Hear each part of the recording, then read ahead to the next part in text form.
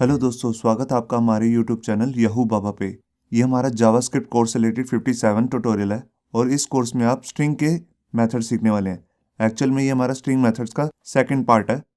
जैसे कि आपने हमारे पिछले वीडियो ट्यूटोरियल में देखा था कि हमने आपको ये जो रेड कलर में स्ट्रिंग के मेथड सीखने हैं, ये पिछले हमने वीडियो ट्यूटोरियल में कवर किए थे। इस ट्यूटोरियल में हम ये सारे कवर करने वाले हैं। तो आइए शुरू करते हैं सबसे पहले करैक्टर ऐड से। जो यहाँ पे करैक्टर ऐड मेथड है वो कैसे काम करता है मैं आपको बताता हूँ। इसके अंदर आप एक पोजीशन डिफाइन करते हैं और उस पोजीशन पे जोन सा भी करैक्टर होगा वो आपको ये रिटर्न कर देगा। तो आइए देखते हैं इसे प्रैक्टिकली। तो यहाँ पर देखिए हमने अपना एक HTML का डॉक्यूमेंट ओपन कर लिया है। ये वही डॉक्यूमेंट है जो हमने अपने पिछले वीडियो ट्यूटोरियल में कवर किया था। तो यहाँ पर अब हम शुरू करते हैं अपना फंक्शन जिसका नाम है करैक्टर ऐड। तो इसको लिखने का जो तरीका है उसमें आप सिंपल लिखेंगे CHAR में ऐट में जो है आपका ए है वो आप कैपिटल में लिखेंगे।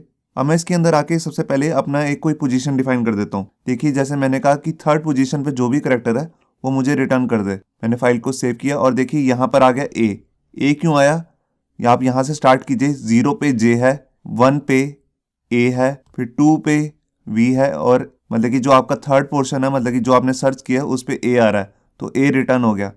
मैं यहाँ पे 0 रिटर्न करके देखता हूँ पहले और देखिए यहाँ पर आ गया जे। अब मैं इसमें कोई ऐसा डाल देता हूँ जो इसमें हो ही ना। मैंने लिख दिया 300।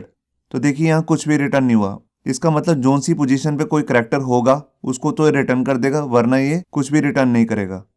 अब यूज करेंगे करैक्टर कोड एट और फ्रॉम करैक्टर कोड। ये दोनों जो फंक्शन है ये आपस में रिलेटेड ही हैं, सेम सा ही काम करते हैं।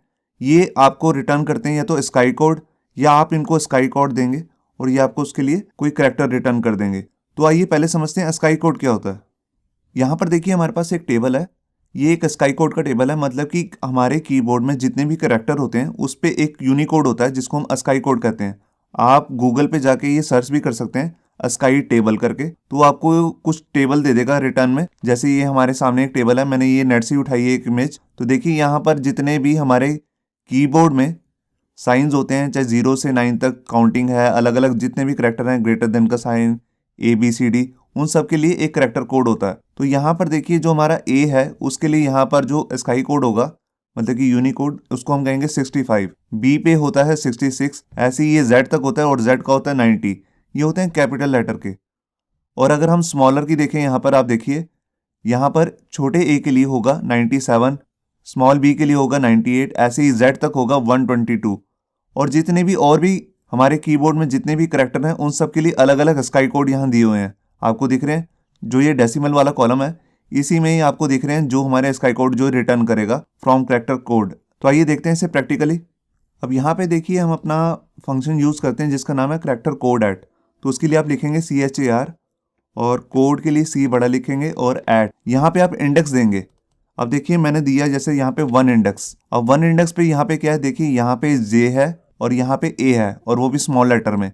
तो उसका ये मेरे को स्काई कोड रिटर्न कर देगा। मैं फाइल को सेव करता हूँ और यहाँ देखिए यहाँ पर हमारे पास रिटर्न में आ गया 97, क्योंकि छोटे ए का होता है 97। मैंने आपको अभी टेबल में दिखाया था आपको। अब मैं यहाँ पर लिखता हूँ 2। मैंने फाइल को सेव किया और ये देखिए यहाँ पर रिटर्न हो गया 118, जो कि किसका करैक्टर कोड है, ये है V का। इसी तरह इससे रिलेटेड जो दूसरा फंक्शन है अब हम उसको यूज करते हैं, उसका नाम है फ्रॉम करैक्टर कोड। तो उसके लिए आप लिखेंगे फ्रॉम करैक्टर के लिए CHAR और यहाँ पे लिखेंगे कोड। C का कोड जो है C है वो कैपिटल में लिखेंगे। अब ये जो है मैं आपको दिखाता हूँ, ये स्ट्रिंग के अंदर फाइंड नहीं करता, तो इस समय हमारे को स्ट्रिंग की कोई जरूरत नहीं है। यहाँ पर इसका इनबिल्ट ऑब्जेक्ट होता है जिसका हम लिखते हैं स्ट्रिंग। आपने ये वर्ड ही लिखना है स्ट्रिंग। ये स्ट्रिंग का जो मेथड है ये चलेगा और ये टू मतलब जो भी स्काई कोड 2 है, 2 हमारे कीबोर्ड में कहीं पर भी ढूंढेगा 2 पे कौन सा करैक्टर होता है वो हमारे को रिटर्न कर देगा। मैंने फाइल को सेव किया तो देखिए इसने एक अजीब सा साइन रिटर्न कर दिया। मैं अगर यहाँ पे लिखता हूँ 65 तो देखिए यहाँ पे कैपिटल लेटर में ए आ गया। जैसे कि मैंने आपको स्काई टेबल दिखाया था अभी, ये उसी टेबल के हिसाब से चल रहा है। और देखिए अगर मैं यहाँ पर लिखूंगा 90, मैंने फाइल को सेव किया तो देखिए यहाँ पे आ गया जेड। तो आपको दिख रहा होगा अगर मैं यहाँ पर लिखूंगा 110 और फाइल को सेव किया तो देखिए हमारे कीबोर्ड में जो भी 110 स्काई कोड पे जो भी करैक्टर होता है वो होता है छोटा n, तो इसने वो रिटर्न कर दिया। अभी आप ये सोच रहे होंगे ये फंक्शन हमारे जो किस काम आएंगे। मैं आपको बताता हूँ, जब हम आगे एग्जांपल्स करेंगे तो मैं उसमें दिखाऊंगा इन कोड्स को, जो ये फॉर्म करैक्टर कोड है या करैक्टर कोड ऐड जो फंक्शन है, ये दोनों कैसे काम करते हैं प्रैक्टिकल लाइफ में और इनका हम कैसे यूज कर सकते हैं।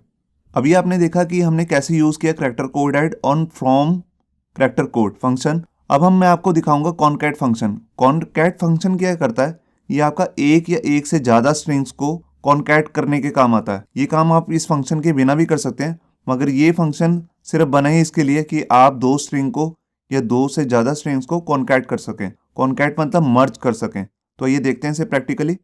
तो देखिए मैं उसके लिए यहाँ पर क्या करता हूँ, मैं एक वेरिएबल हमारे पास है str और मैं एक और वेरिएबल ले लेता हूँ और इसका नाम रख देता हूँ str2 और इसके अंदर मैं लिख देता हूँ हेलो। अब मैं इन दोनों स्ट्रिंग्स को जोड़ना चाहता हूँ, तो हमारे पास एक वेरिएबल है a, तो मैं a के अंदर पहले मैं लिखूंगा str के अंदर मुझे क्या करना है, मेरे को इसके अंदर कॉनकैट करना है। तो उसके लिए मैं यहाँ पर फंक्शन का नाम लिख दूंगा कॉनकैट और जिस दूसरे वेरिएबल को मैं जोड़ना चाहता हूँ उसका नाम मैं अंदर लिखूंगा। तो देखिए जैसे मैंने यहाँ पर लिख दिया str2। अब मैं फाइल को सेव करता हूँ। जब मैं फाइल को सेव करूंगा तो ये मेरे को रिटर्न करेगा एक नया स्ट्रिंग। नए स्ट्रिंग में क्या होगा, जिसमें स्ट्रिंग 1 मतलब कि ये वाली लाइन और जो str2 है इन दोनों को कंबाइन करके मतलब कि इन दोनों को कॉनकैट करके मेरे को एक स्ट्रिंग बना के देगा a में। मैं फाइल को सेव करता हूँ और ये देखिए यहाँ पे a में हमारे पास एक स्ट्रिंग आ गया, JavaScript is a great language hello. तो इस फंक्शन का बेसिक काम यही है कि आप इसमें एक या एक से ज़्यादा स्ट्रिंग को कॉनकैट कर सकते हैं। मैं आपको एक स्ट्रिंग और कॉनकैट करके दिखाता हूँ। मैं यहाँ पर गया और यहाँ पर मैंने इसको डुप्लीकेट कॉपी कर लिया और यहाँ पे एक वेरिएबल बना दिया str3 और इसके अंदर मैंने लिख दिया जस्ट वर्ल्ड। अब यहाँ पे str2 के बाद मैं यहाँ पे कॉमा लगाऊंगा और यहाँ लिख दूंगा str3 मतलब कि str में कॉनकैट कर दे str2 और str3 को। मैं फाइल को सेव किया। अब ये देखिए यहाँ पर a जो है हमारे पास एक नया स्ट्रिंग बन के आ गया जिसके अंदर str की वैल्यू प्लस str2 और str3 की वैल्यू कॉनकैट हो रही है। अभी आपने देखा कैसे हम कॉनकैट फंक्शन को यूज करके दो स्ट्रिंग्स को कॉनकैट कर सकते हैं। अब हम देखेंगे स्प्लिट फंक्शन। स्प्लिट फंक्शन क्या करता है, ये एक स्ट्रिंग को तोड़ के मतलब कि एक स्ट्रिंग के हर वर्ड को अलग अलग करके उसको एक एरे में कन्वर्ट कर देता है। तो आइए देखते हैं इसे प्रैक्टिकली। तो यहाँ पर देखिए हमारे पास एक स्ट्रिंग है str करके, बाकी स्ट्रिंग्स की मुझे कोई ज़रूरत नहीं है तो उसको मैं डिलीट कर देता हूँ और यहाँ पे आके मैं अपना फंक्शन यूज़ करता हूँ जिसका नाम है स्प्लिट। स्प्लिट आप इंग्लिश का वर्ड है, इससे समझ ही नहीं होंगे कि इसका मतलब है स्प्लिट करना मतलब कि एक स्ट्रिंग को तोड़ देना। तो उसके लिए मैं यहाँ पर इसके अंदर एक पैरामीटर पास करना पड़ेगा मेरे को, जैसे मैंने कोड्स के अंदर किए कि कहाँ से स्प्लिट करना है। तो मैंने इसके अंदर डाल दी एक स्पेस। स्पेस का क्या मतलब है, जहाँ जहाँ पर भी करैक्टर के अंदर स्पेस आ रही है मतलब कि ऊपर वाले स्ट्रिंग में देखिए इससे पहले स्पेस आ रही है और इसके बाद आ रही है, फिर ए के बाद आ रही है और ग्रेड के बाद आ रही है, जहाँ जहाँ से भी स्पेस आ रही है वहाँ से स्प्लिट कर दे। अब मैं फाइल को सेव करता हूँ और ये देखिए इसने ये मेरे को एक एरे रिटर्न कर दिया। पहले इंडेक्स पे है जावास्क्रिप्ट, फिर लगा कोमा, उसके बाद इज, फिर कोमा, फिर ए, फिर कोमा, फिर ग्रेड और लास्ट में भी ऐसे कोमा लगा के लैंग्वेज। अगर आप जो स्प्लिट है वो कहीं और से स्पेस से नहीं देना चाहते, किसी करैक्टर से करना चाहते हैं तो वो भी कर सकते हैं।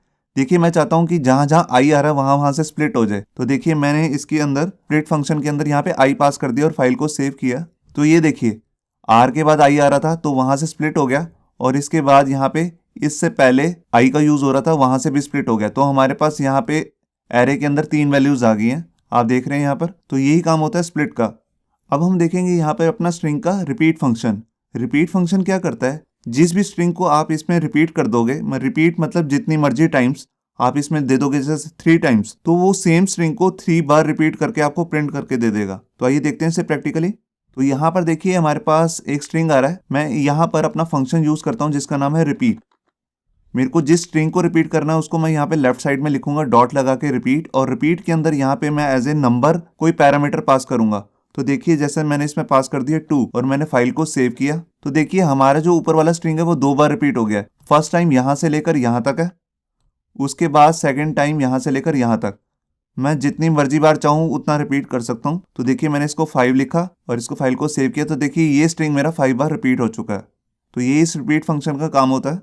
अब मैं यहाँ पे देखूंगा अपना स्लाइस फंक्शन, जो स्ट्रिंग का स्लाइस फंक्शन है ये बिल्कुल एरे के स्लाइस फंक्शन की तरह ही काम करता है। ये स्ट्रिंग में से कोई बीच में से हमने कोई वर्ड उठाना हो या बीच में से कोई कैरेक्टर्स कहीं से कहीं तक पोजीशन हम देंगे इसमें, तो वो उठाने हो तो हम इससे उठा सकते हैं। तो आइए देखते हैं इसे प्रैक्टिकली। तो यहाँ पर देखिए अब मैं यहाँ पर अपना फंक्शन लेता हूँ स्लाइस। इसमें बेसिकली 2 पैरामीटर आते हैं, स्टार्टिंग और एंड पैरामीटर, जिसमें से जहां तक आपको कोई वर्ड या करैक्टर उठाना है तो उसके लिए यहाँ पर अब देखिए मैं जैसे देता हूँ 3। अब मैं अगर इसमें दूसरा पैरामीटर नहीं देता मतलब कि एंड वाला, तो ये मेरे को क्या रिटर्न करेगा अभी मैं आपको दिखाता हूँ।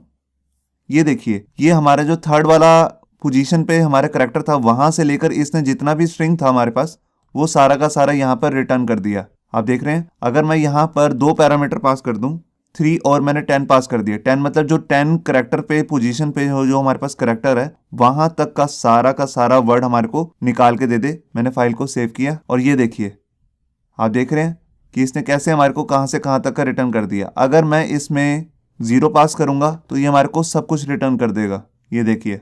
और अगर मैं इसमें खाली -1 रिटर्न करता हूँ, -1 मतलब लास्ट से पहला वन -1 होता है। जैसे एरे में मैंने आपको बताया था, एरे में भी स्लाइस फंक्शन सेम ही काम करता था। उसमें भी जो लास्ट इंडेक्स होता था वो होता था -1 और सेकंड लास्ट होता था -2। इसमें भी जो लास्ट करेक्टर है -1 वो है ई। मैं फाइल को सेव करता हूँ और ये देखिए यहाँ पर सिंपल ई ही आया है, क्योंकि ई के बाद कुछ है ही नहीं। अगर यहाँ पे मैं -2 करूंगा और फाइल को सेव करूंगा तो पीछे के लास्ट के 2 जो करेक्टर्स हैं वो मेरे पास रिटर्न हो जाएंगे। तो ये होता है स्लाइस का काम, कि आपके एग्जिस्टिंग जो आपके पास स्ट्रिंग है उसमें से कोई चीज उठा के बीच में से ले आना और उसको अलग नए स्ट्रिंग में कन्वर्ट कर देना। अब हम यहाँ पे देखेंगे अपने 2 फंक्शन, जिसका नाम है सब एसटीआर और सब स्ट्रिंग।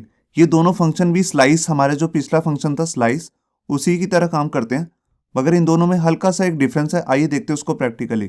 तो सबसे पहले मैं यूज करता हूं अपना फंक्शन जिसका नाम है सब एसटीआर।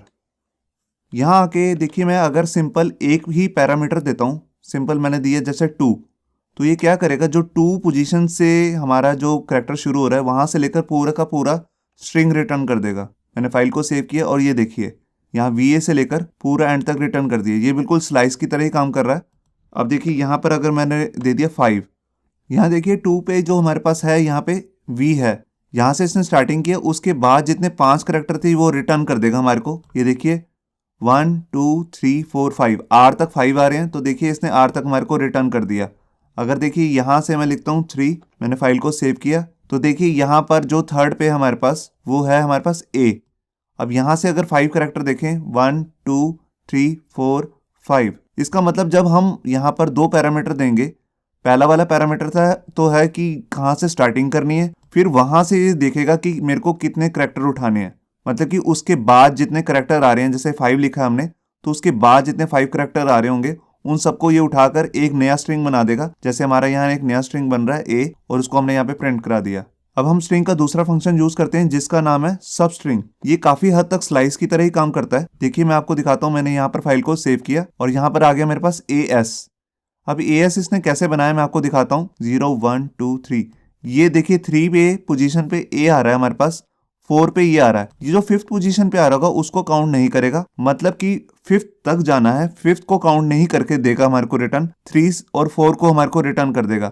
अब देखिए अगर यहाँ पे मैं पास कर देता हूँ 7, मैंने फाइल को सेव किया, तो देखिए यहाँ पर 3 पे हमारे पास A शुरू हो रहा है, 4 5 6, I को काउंट नहीं करेगा क्योंकि I जो है 7 पोजीशन पे है। तो सब स्ट्रिंग जो है वो स्लाइस से बस यहीं पर डिफरेंट है कि स्लाइस जो है I को भी काउंट कर लेता, मगर सब स्ट्रिंग ने सिर्फ R तक का ही काउंट किया है।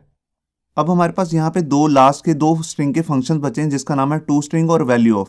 टू स्ट्रिंग क्या काम करता है, ये आपके कोई भी आपके पास वेरिएबल है, चाहे वो स्ट्रिंग में है उसकी डाटा टाइप या उसके पास न्यूमेरिक वैल्यू है, ये उसको स्ट्रिंग में कन्वर्ट कर देता है। और जो हमारे पास लास्ट वैल्यू है वैल्यू ऑफ, ये एक्चुअल में डिफॉल्ट फंक्शन है स्ट्रिंग का। अगर आप स्ट्रिंग को एज इट इज प्रिंट करना चाहते हैं तो आप सिंपल उस स्ट्रिंग को ऐसे भी लिखकर प्रिंट कर सकते हैं वैल्यू ऑफ करके, तो वो स्ट्रिंग को एज इट इज कन्वर्ट करके दे देगा आपको।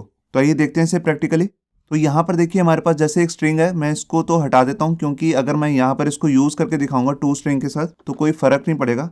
आपको करके दिखाता हूँ। यहाँ देखिए मैंने लिखा टू स्ट्रिंग और अंदर कोई पैरामीटर देने की जरूरत नहीं है इसमें।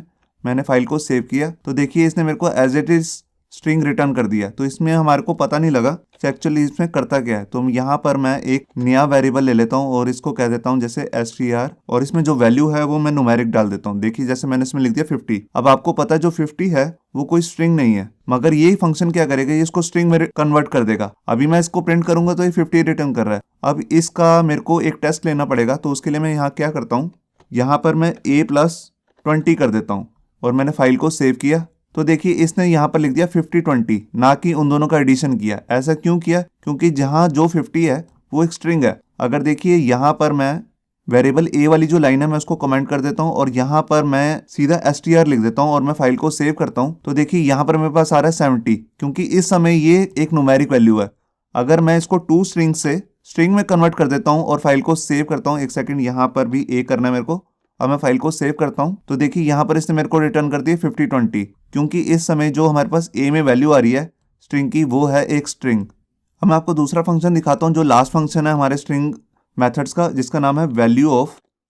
अब मैं यहाँ पर इस लाइन को तो कमेंट कर देता हूँ, नंबर न्यूमेरिक वाली को, और यहाँ पे अनकमेंट कर देता हूँ और यहाँ पर भी सिंपल ए को ही प्रिंट कर देता हूँ। मैं फाइल को सेव किया और ये देखिए इसने जो भी वैल्यू थी स्ट्रिंग की वैल्यू क्या थी हमारे पास, JavaScript is a great language, उसी को यहाँ पर हमारे सामने प्रिंट कर दिया। तो ये इसका एक तरीके से डिफॉल्ट फंक्शन है, इसको यूज करना कोई खास इंपॉर्टेंट नहीं लगता मुझे। और जितने यहाँ पर हमने बाकी के जितने सारे भी स्ट्रिंग के मेथड्स किए हैं, ये सिर्फ मैंने आपको छोटी सी एक डिस्क्रिप्शन दी है कि ये फंक्शन कैसे कैसे काम करते हैं। इसको प्रैक्टिकली मैं आपको बाद में दिखाऊंगा जब मैं एग्जांपल्स की वीडियो बनाऊंगा, तो वहाँ पर आपको इसको आसानी से समझ में आ जाएगा कि इसको एक्चुअल लाइफ में फॉर्म्स के साथ या कैसे यूज़ कर सकते हैं। होप सो आपको ये हमारा वीडियो ट्यूटोरियल अच्छा लगा होगा। अगर अच्छा लगा है तो वीडियो को प्लीज़ लाइक करना मत भूलिए। अगर आप ऐसे ही रेगुलर अपडेट चाहते हैं तो हमारे चैनल याहू बाबा को सब्सक्राइब करना मत भूलिए। Thank you.